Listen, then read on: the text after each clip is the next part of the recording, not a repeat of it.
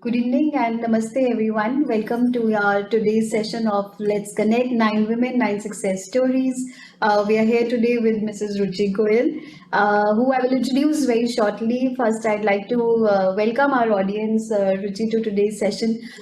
As you know, we are doing these 9 sessions in what we call Navratri, remembering Goddess Durga through our 9 sessions and remembering what Goddess Durga signifies for women and what are the strengths that women have. So we've Ruchi interviewed 8 different women so far who've showcased their different skills, their talents, their professional capabilities.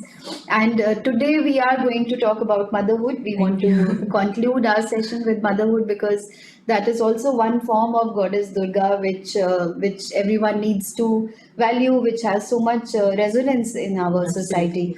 So, Ruchi Goyal is an international speaker. She is a graduate in hotel management. But last couple of years, her trajectory has been very different. As an international speaker, she's spoken about training women, mothers particularly, who have children with some disabilities or special needs. She's also trained, guided, and counseled mothers who have children who face sexual abuse. She's developed a very good repute for herself, and all of this voluntary work that you do, Ruchi, and so actively you're doing all of this work across different countries. She's doing it. So we're very happy, and we are waiting to hear from you today. So thank you for coming. Thank you so much. Ruchi, can you introduce yourself and tell us more about your journey, how it began? Yeah, sure. Thank you, first of all, for having me. It's absolute pleasure, and I'm so blessed that I'm able to talk about a subject which is so close to my heart. As Ruby said, that I am a hotel management graduate, but because of my child who has deafness, she's 16 now, but because of her, I got into speech therapy, and I had probably the reason why I am where I am today. And so I'm talking about speech therapy constantly, helping parents with speech delay and other related issues. Yeah. So that's become my journey now. Ruchi, before we go on to talk about also what inspires you, would you also please mention about how your own daughter has evolved and how she's also, as you were going to say, I know, an inspiration for you. So can you talk about that as well? Well, having a child with deafness was definitely very shocking and very difficult. But, the whole idea was to make her speak, and finding a right mentor really, helped me. And so Alaka Hudlikar, who's my mentor, and Prisha have become those milestones in my life and who have changed the entire Where thing. does your mentor live? Is she in India or she's here? Yes, she's Pune based. She's 86, doesn't practice anymore, but I'm trying to bring out her work through, Prisha and, our journey. And so Prisha now, she is 16. She's studying at Frankfurt International School, and she wants to do these, big talks because she's accompanied me everywhere. So she would perform while I would, because she's my certificate. I'm not a certified speech therapist, but she is my one of my muse, I can say. Yeah. So she's speaking, she's singing, she's playing music, she's dancing, and she wants to become a speaker one day, and she has the same aspiration that she wants to help parents of children with speech delay and disabilities with her own strength that she has gathered. Yeah. No, you're very right, Ruchi, when you say that she is your certificate, because we've seen her perform online and in competitions and in the school, and she's such an active child. So, and I know your journey would have been very difficult. Ruchi, can you tell us what are the challenges of parents? Especially mothers when they have children with special needs, or when when their children have gone through some kind of trauma or through sexual abuse. What do you think are the challenges that parents face? First of all, I've realized that, like, through my journey, I have realized that parents are, first of all, we are so busy with our day-to-day activities. We always think that we'll have a perfect child. Perfect child means he'll be most intelligent, we'll do this for them, and we'll, plug the stars and everything, and he will perform and do the best. But then suddenly when we realize that our child has a disability, that's like a first shock. Oh my God, what do I do? And then I feel that through my journey, I realized you suddenly become, disassociated with your child. And you don't know that this package, how do I deliver?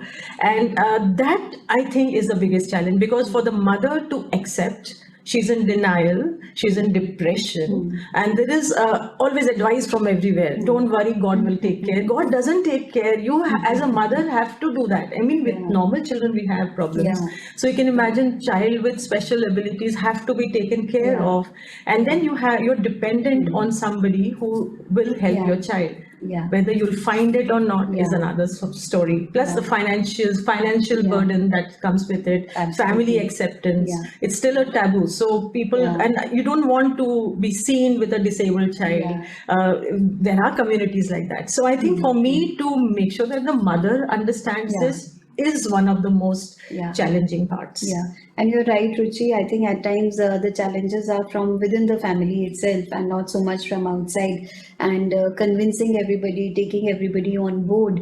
And when you have, especially in India where we have joint families, so there are people of different generations living together. So for a mother to be empowered and to know what is the right course of action for her child and be strong enough to take that action, I think that is where your role comes in. Yes. So can we talk about what is the role of a mother and how you are training and empowering mothers, and what is your role in this whole process? Well, when Trisha started to respond with speech therapy of Alka ma'am, because I was looking online for help, and back those days we didn't have anything online, so I started to think that I need to bring this thing forward for other parents who are in a same desperate situation.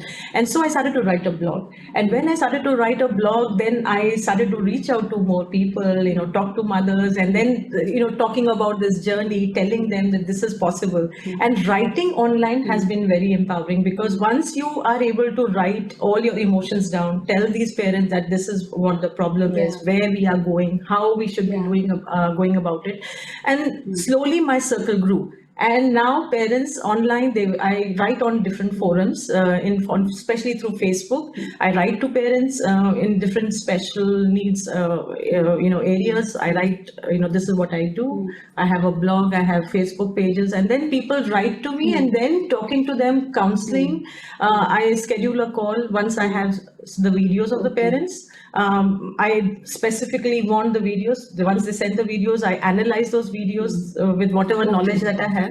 And then once I know it, then I'm able to explain to the parents, mother especially. And mother, why mother? Because she is 24/7 with the child. And she knows, and the first 5 years are very crucial. They are the golden period of learning, and the child is a blank canvas. And the mother is the first one who starts to paint on that canvas. So I honestly believe that once you empower the mother, you explain to her, unlearn the whole thing. When you have a child with special needs, you have to unlearn whatever you know of parenting. Other family members may not be as understanding, but the mother has to be very, very strong in this. Unlearn everything you know about parenting and start to relearn, rewire, reconnect with your child, and then start seeing a change. And once the mother is empowered, I've seen that miracles happen. Yeah. So you do, Ruchi, when you're doing live sessions with mothers, and how much time does it normally take? I mean, do you spend months talking to mothers, or do you, really go on to see a child evolve over years also? How is the process? It depends. Like, I have been mentoring mothers since 15 years now. So those days, the way was very different. We didn't have so much of, so I would Skype to the mothers, and I would give them free of cost all the time, because I know what it means. Sometimes they don't come forward because of the money factor. So I did not, first of all, want to bring money in at all. So I do all this, my work is all free for everybody around the world. And so what I do is now of course, thanks to WhatsApp and Facebook pages, I call them, I look at the videos, I talk to them, and depends. Like, some have, they just need once in a while, but I have noticed the first 2-3 months are the most crucial ones, where I'm actually very, very firm, because the whole idea is there has to be a certain mind frame for learning, and the child has to have a discipline. So mother has to be disciplined herself, and once you are more calm. So if the child is having behavior issues, because I had, during this lockdown, I have about 35 mothers, and most of them, 90% of them, have had behavior issues with the children. So kind of first, calm down the child, and that does require a lot of the mother. And then after that, once they know, then they're on. But my morning starts like 5:36. As soon as I turn my phone on, Yeah. I have these videos, messages. Yeah. So sometimes I'm like 4 to 5 hours in a day. It's very intensive. So some sessions will last for an hour, hour and a half. There's one I've done for 2 hours. And I just break it down into pieces where it in normal language of our day-to-day language. I do not use very professional language, otherwise the mothers won't understand. Yeah. So talking to the mothers, telling them, in day-to-day activity. Again, your home and my home is very different. Yeah. So it has to be the language of your house. So once I explain the method to you, then you have to work around it. But yes, you have to be accountable to me. Yeah. So Yeah. updates on, I always ask, okay, why the video hasn't come? So sometimes the mothers are so scared of me. But then I feel that when I see success, I have these feedbacks from the mothers. It's very, very gratifying. And of course, everything I'm able to do, I thank Alka ma'am. And whenever these mothers say, thank you, ma'am, I always say, no, you have to thank our, the Your main mentor. source of energy because of I'm doing what I'm doing. Yeah. So I'm just absolutely grateful that Alka ma'am's work, I'm able to even do a little more. Yeah. Ruchi, I think, again, as you were saying, that when a child has any physical disability, or I mean, let alone a bad incident in his or her life, so there are behavioral issues, and I think you're very right when you're saying that first it is important to discipline the child. So, Yes. and only a mother can do that. So, while one might want to look at a child more sympathetically or feel that the child may need more love, but also to bring in a strictness, bring in a discipline. So, I think that is a very good approach that you're taking. I think so, because the mother, normally they are very scared. They're very scared. I don't want to hurt the child's feeling, but we don't realize that the outside world is not easy to get along. Yeah. So once the mother realizes that we are able to discipline the child, and then of course through our language, through our speech, because my specialty is speech therapy, and I think everything can be changed if you use the right kind of language. So I'm like always telling them exactly how to talk to the child, constantly breaking it down, and once the mother is empowered, she understands, she talks to the child, we just see the change. And the mother is herself, the whole language of the family changes. The whole family also then say, oh wow, your child is talking. And so that is very important, that the mother understands, and she has to be very strong. Yeah, and must be very gratifying for you, as you are saying. I mean, for somebody to not even be charging and doing this on voluntary basis. I think sleep it's very wonderful. well. Yeah, I sleep very well. In fact, some days I'm like very last 1 hour of the night, I normally try to calm my brain. But then there are these desperate mothers who will message, ma'am, this has happened. Can you just help? So I don't even think about it. Immediately, I'll just call up. For me, it is about the child and the mother, and they have come out to me for help. So there are times the mothers are crying. I will calm them down. I'll just spend that hours and time, because I know what it is like to be in that state. So I do not, as much as I want to, like I cannot see a mother going to bed crying, and normally try and talk to them and just make sure that they are happy. It must be very emotionally taxing also for you. I mean, because to take on somebody else's pain and try to give them strength, it's not an easy job to do. I think over the years, initially it used to be, but now I think I see it as a strength, because when I see a mother happy at the end of the session, she's like very happy, and then I see that she's motivated. Next day she sends me, ma'am, you know what, I slept well, and today I'm like again back to it. And then I hear those children also interacting with the mother, and then this whole language that we have to certainly use. I think it makes my day. So I'm very happy, and I'm very grateful that my family is very supportive. My children, my husband. So they're very supportive, so I can do this. So be it Australia, US, I've got people from around the world. So I Indonesia, you were saying you give lectures there as well. Yes, in Indonesia, I think I got my biggest platform. I work with the Ministry of Education, at the very big universities as well, where I was a panel speaker, as well as with the ministry, we did very, very big conversation. In fact, I still get invites to come to Indonesia, but I'm planning to do it once Prisha is settled in university. I plan to go to Indonesia and start associating. In fact, I'm looking at even doing on Zoom, but let's see how it goes. I'm always for this, like this purpose. I have found a purpose, and I'm grateful that there are a lot of people who have supported, and one of the opportunities is from here. So I'm very, very happy that I'm able to talk about a subject like disabilities, which is a very big taboo.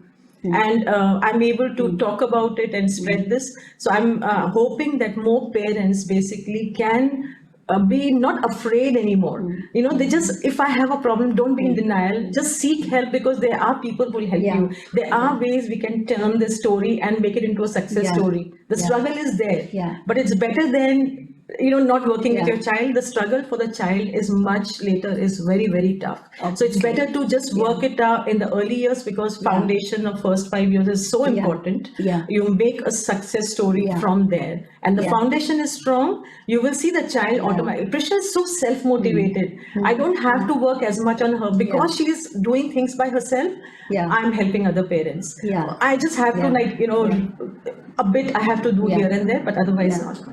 Yes. So, Ruchi, what is the advice that you will give to young mothers, particularly because our audience who's going to be watching our series, they'll be spread in Germany and in India and maybe elsewhere as well. So, young Indian mothers in also European context, in in Indian context, they will have their own set of challenges and whole set of family values or traditions that they have to follow. So, in those circumstances, what advice will you give to young mothers who may have children facing disabilities, or whose children may have had some bad sexual harassment instances? So, what advice would you give them? I think the mother in the first 5 years, because they are so crucial, I feel that the role of the mother is the biggest, because 24/7 she's connected. She's connected even before the birth, right? You're talking to the baby. Now, when you bring this baby in, I feel that you must, I know there are stereotypes to be taken care of, there are needs and requirements, but most of the issues that today that I'm seeing that children are being labeled as ADHD or autistic because they are not speaking, because the mother is too busy. So please make sure that, if you are having a baby, then make sure that the child gets a very conducive atmosphere of language, because language can totally change the child's world. If we are looking at somebody's child talking so much, remember that there is a family behind which is talking a lot. And I think the children really flourish in an atmosphere where there is language, there is interaction. Make sure you go out with them, let them eat themselves, let them mess up, but let them clean up after that. Make sure, because here we are doing, everything is perfect, everything is clean, but whatever you are doing, just make sure that you are talking to them. Be firm. Discipline is very important, because you will realize in the long term, you will be the one who's benefiting. The child will have a right frame of mind. So please make sure that you're talking to your children quite a lot. Have an atmosphere of growth, happiness, only because it's so important for the child. If you don't do it, there is no one in the world who can do it. I always tell this to the mothers, that if you give up on your child, remember there is no one else who will do it for you. Yes. So, like I always say, clean your own shit. Yeah, but thank you, Ruchi. I mean, this is very useful for us, and we are so happy we did this concluding session with you. As you know, so every day of the Navratra has a color attached to it, and so today, yellow was the color we were looking at, which is also signifying brightness and cheer, which is what you bring to these mothers and their children's lives. So, what you're doing is really amazing. Thank you for joining us. Thank you so very much. I think a thing like disabilities has come forward through this forum. I couldn't be more grateful. Thank you for bringing, I think this will bring so much happiness to all of us. I am very, very appreciative, and yellow being my favorite color in the end of the session. Thank you again so very much. Yes. No, thank you, Ruchi. Thank you.